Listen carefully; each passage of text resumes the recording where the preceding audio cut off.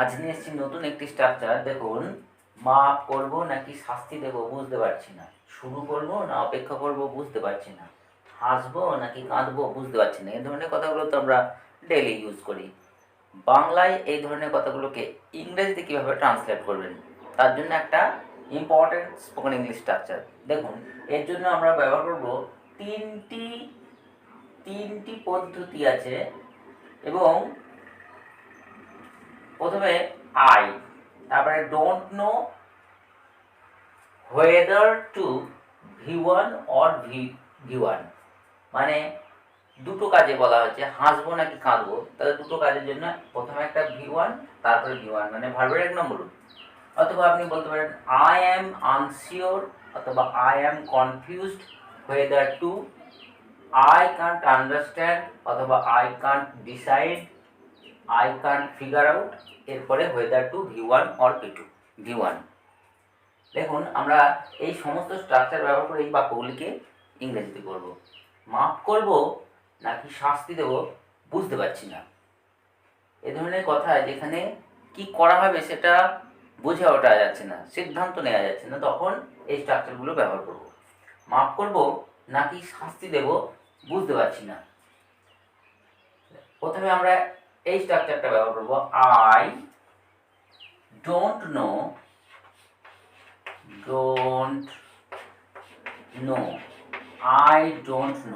I don't know whether to,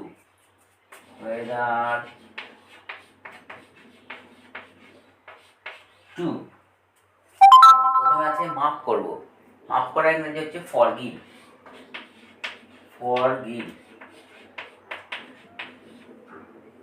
or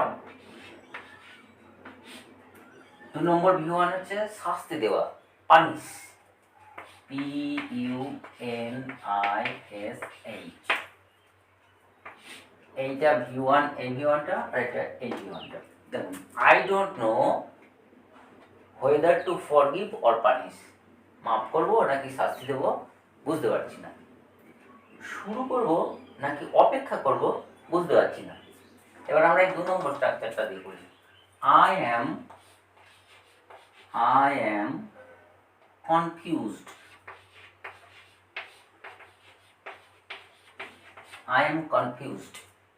মানে আমি বিভ্রান্ত, সিদ্ধান্ত নিতে পারছি না। হোয়েদার টু,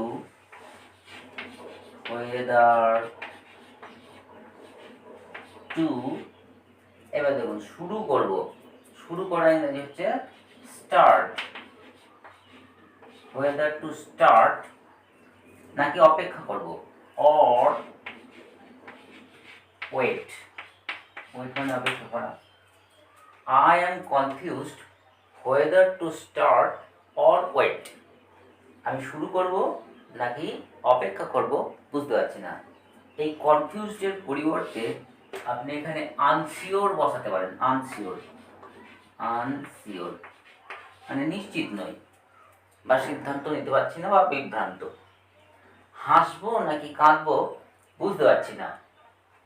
এবার আমরা 3 নম্বর স্ট্রাকচারটা ব্যবহার করি। I Kant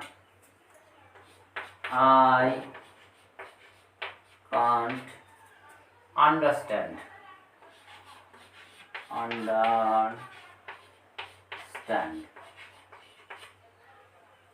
whether to,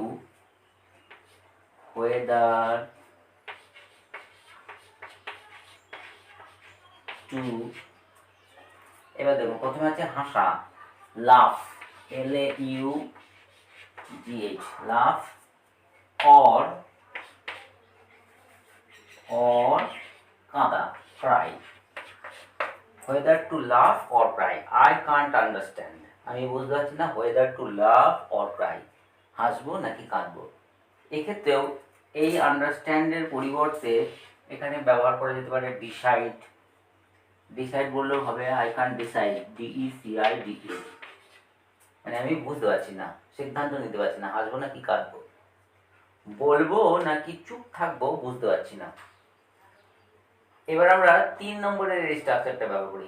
I Kant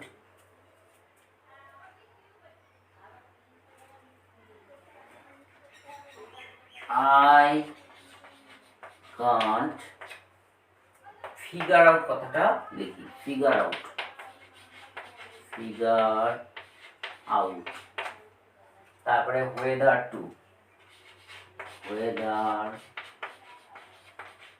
two. এবার দেখো বলবো নাকি চুপ থাকবো, বলা, স্পিক,